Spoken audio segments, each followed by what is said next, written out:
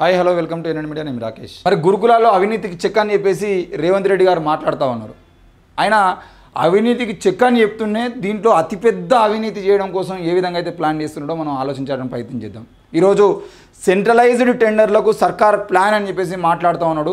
Centralised టెండర్లు అంటే ఏంటి, అసలు సెంట్రలైజ్డ్ టెండర్లు ఏ విధంగా వీళ్ళు చేయబోతున్నారు? సెంట్రలైజ్డ్ టెండర్లు అంటే మొత్తానికి ఇప్పుడు రాష్ట్ర వ్యాప్తంగా ఉన్నటువంటి గురుకులాలు ఏవైతే ఉన్నాయో ఆ గురుకులాలన్నింటినీ ఒకదానికి తీసుకొచ్చి ఆ ఒకదాని కిందనే ఒకరికే ఈ కాంట్రాక్ట్లు అప్పయ్యేటువంటి ప్రయత్నం చేయడం అనేది ఏదైతే ఉందో ఇది మార్వాడి బిజినెస్ మ్యాన్లకు, లేదంటే కోమట్లకో, ఏ రెడ్లకో, ఏ విలమలకో, లేదంటే ఈ కులాల నుండి బాగా బాగుపడినటువంటి వ్యక్తులు ఎవరైతే ఉంటారో, బిజినెస్ మ్యాన్లు ఎవరైతే ఉంటారో వాళ్ళకు మాత్రమే చేసే విధంగా ఈరోజు గురుకులాల్లో ఉన్నటువంటి టెండర్లను తీసుకొచ్చడానికి ప్రయత్నం చేయబోతున్నారు. సెంట్రలైజ్డ్ పేరుతో అన్నీ ఆన్లైన్లో దొరుకుతాయి, దేనికి మనం ఎక్కడ తప్పుపోకుండా చేస్తామని చెప్పేసి మాట్లాడుతున్నటువంటి దాంట్లోనే ఈ చిన్న కాంట్రాక్టర్లు ఎవరైతే ఉన్నారో వాళ్ళందరినీ మొత్తానికే తుదముట్టించేటువంటి ప్రయత్నం చేస్తూ ఉన్నది కాంగ్రెస్ ప్రభుత్వం. ఆర్ఎస్ ప్రవీణ్ కుమార్ గారి పేరును కూడా ఇందులో తీసుకొచ్చి ఆర్ఎస్ ప్రవీణ్ కుమార్ గారి హయాంలో ఇట్లా జరిగిందని చెప్పేసి సామ రామ్మోహన్ లాంటి వాళ్ళు మాట్లాడుతూ ఉన్నారు.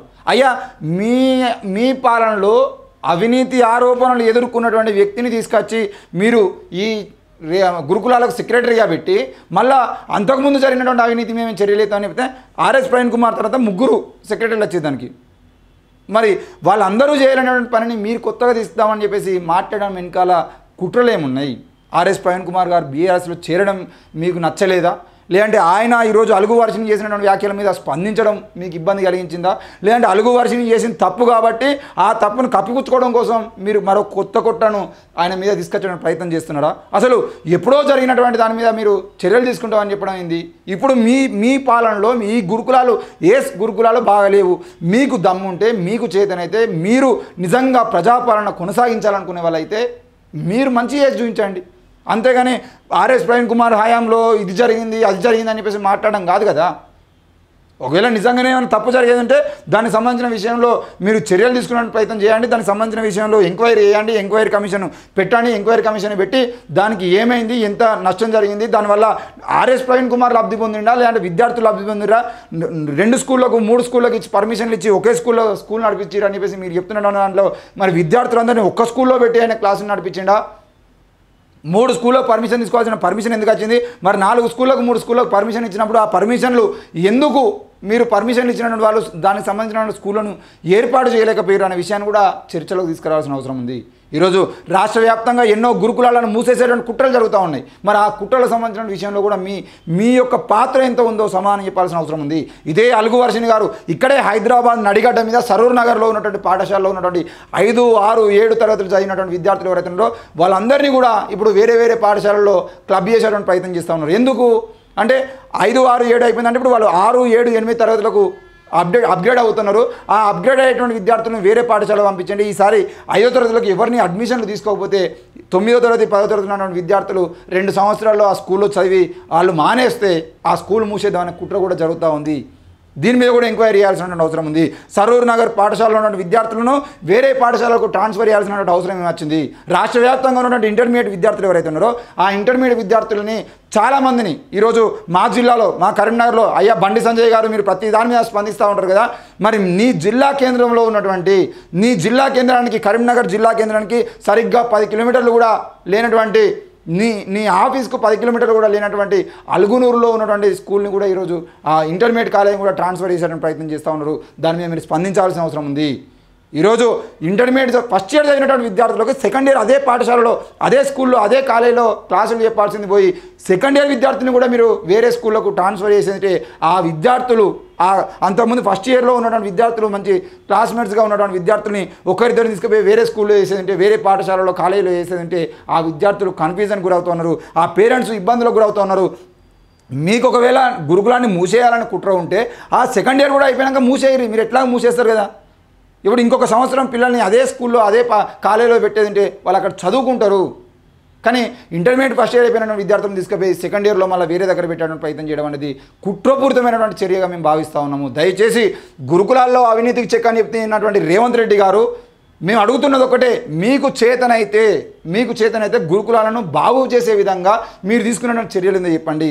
ఈరోజు సెంట్రలైజ్డ్ టెండర్లకు సర్కార్ ప్లాన్ చేస్తూ ఉన్నదని చెప్పేసి మాట్లాడుతున్నారు. సెంట్రలైజ్డ్ టెండర్లు అంటే ఏంటి? ఎవరి చేతిలో పెట్టడానికి సెంట్రలైజ్డ్ టెండర్లు చేస్తూ ఉన్నారు?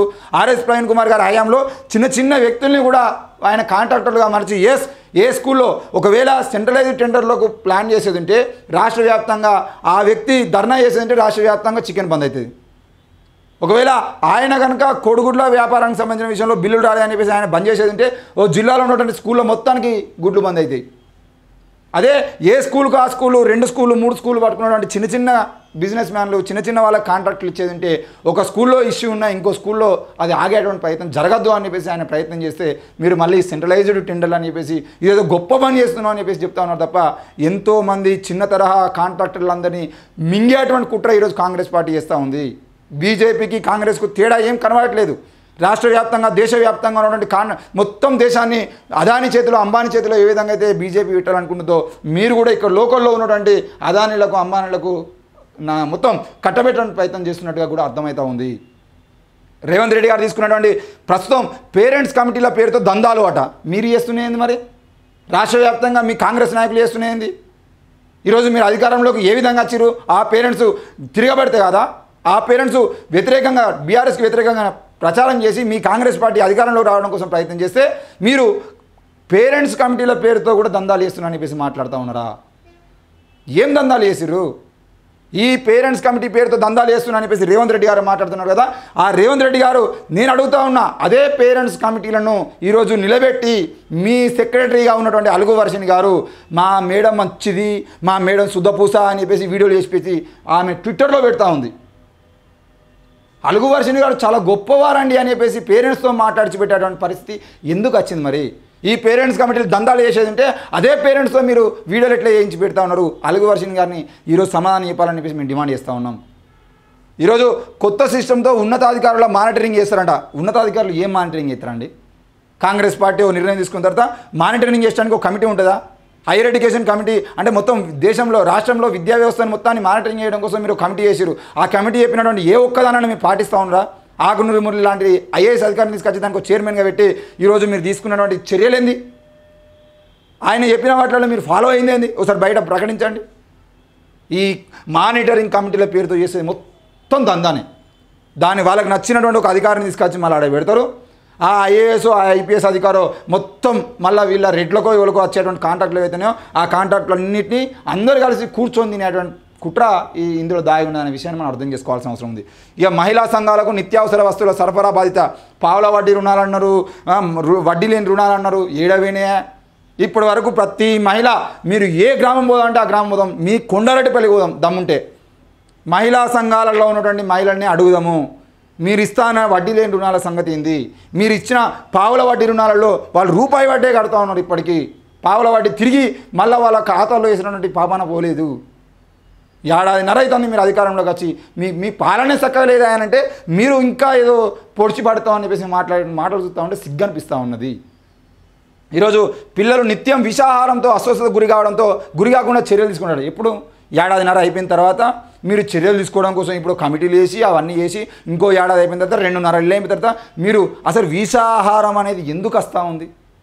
ఆ వాతావరణ పరిస్థితులు సరిగా లేకపోవడం వల్ల, ఆ కిచెన్ సరిగా లేకపోవడం వల్ల, అక్కడ నీళ్లు సరిగా లేకపోవడం వల్ల, ఆ నీళ్లు ఆ కిచెన్లోకి వెళ్ళి బయటకు పోయేటువంటి వేస్ట్ వాటర్ ఏవైతే అవి సరిగా బయటికి వెళ్ళిపోవడం వల్ల అక్కడనే చెత్త చేరుకుపోయి ఆ చెదరం అంతా అక్కడనే ఉండడం వల్ల వస్తున్నటువంటి విష వాయువుల వల్ల వస్తున్నటువంటి ప్రమాదాలు ఏవైతున్నాయో వాటికి సంబంధించిన విషయంలో మీరు తీసుకున్నటువంటి చర్యలేంది? అది కదా మీరు మాట్లాడాల్సింది. ఈరోజు విషాహారం ఎందుకు తయారవుతూ ఉంది? కుళ్ళిపోయినటువంటి ఆహారం ఎందుకు తయారవుతూ ఉంది? గురుకులాల్లో బియ్యానికి కూడా ఎందుకు పురుగులు పడుతూ ఉన్నాయి? పురుగులు పట్టినటువంటి బియ్యం ఇంకా ఎన్ని సంవత్సరాలు తినాల్సిన పరిస్థితి ఉంటుంది? వీటి గురించి మాట్లాడాల్సిన అవసరం ఉంది. పేస్ట్ టూత్ బ్రష్ కొనుగోలుకు విద్యార్థులకు కార్డులు ఇస్తారట. ఏం కార్డులు ఇస్తారు? ఆ పేస్ట్ టూత్ బ్రష్లు మొత్తం రాష్ట్ర వ్యాప్తంగా వనుకోనికి మార్వాడానికి కాంట్రాక్ట్ ఇస్తారు. ఆ మార్వాడి ఎంతో కొంత వీళ్ళ చేతిలో పెడతారు. ఆ మార్వాడు రాష్ట్ర వ్యాప్తంగా టూత్ బ్రష్లు పేస్టులు వాడు కార్డులో వానికి పేస్ట్ బ్రష్ ఉన్నా కూడా 15 రోజులకు ఒకసారి గీకమంటారు. ఆ గీకినటువంటి పైసలు వీళ్ళు దొబ్బి తింటారు. ఇదే జరుగుతుంది పక్కా. ఈరోజు మా అబ్బాయి కొనిచ్చినటువంటి బ్రష్ నేను వాడేదంటే 6 నెలలు వాడతా అవసరం. స్కూల్ ఫస్ట్ నుండి స్కూల్ అయిపోయాక అదే బ్రష్ వాడతా కావచ్చు. నిజానికి నెలకోసారి టూత్ బ్రష్ వాడుకుంటే అంటే మార్చుకుంటే మంచిదే. కానీ పేదరికంలో ఉన్నటువంటి తల్లిదండ్రులు నెలకోసారి కొత్త బ్రష్ కొనిచ్చేటువంటి పరిస్థితి ఉండదు. కానీ వీళ్ళు ఏం చేస్తారు అంటే పేస్ట్ టూత్ బ్రష్ పేరుతోనే ఓ దందా స్టార్ట్ చేస్తారు. 15 రోజులకు ఒకసారి పేస్ట్ అయిపోయింది, నెల రోజులకు ఒకసారి బ్రష్ అయిపోయింది అని చెప్పేసి కొత్త బ్రష్లు చేతిలో పెడతారు. వానికి ఆ బ్రష్ 5 రూపాయలు పడితే వీని బిల్లు 15 రూపాయలు పెడతారు. ఇది కొత్త దందా. ఈ దందాల పేరుతో వీళ్ళు రాజకీయం చేస్తూ ఉన్నారు. స్కూళ్ళు బాగు చేయండి రా బాబు అంటే వాటన్నిటిని పక్కన పెట్టి కాంట్రాక్టుల విషయంలోకి వీళ్ళు వస్తూ ఉన్నారు. బిల్డింగులు కట్టండి అంటే బిల్డింగ్లు కట్టడం చేత కాదు, సరైన వస్తువులు కల్పించండి చేత కాదు. వీళ్ళకు పూర్తి స్థాయిలో విద్యా వ్యవస్థకు సంబంధించిన విషయంలో పూర్తి స్థాయిలో ఎంప్లాయీస్ని బెటర్గా పెట్టి వీళ్ళకు స్పోర్ట్స్ కానీ మిగతా అన్ని రంగాల్లో వీళ్ళని గొప్పగా తీర్చిదే ప్రయత్నాలు చేయాలంటే చేత కాదు. మళ్ళీ వచ్చి సెంట్రలైజ్డ్ టెండర్లు, ఎందుకు కన్ను టెండర్ల మీద పడ్డది మీకు? దయచేసి రేవంత్ రెడ్డి గారు దీనికి సమాధానం చెప్పాల్సిన అవసరం ఉందని చెప్పేసి మేము డిమాండ్ చేస్తూ ఉన్నాం.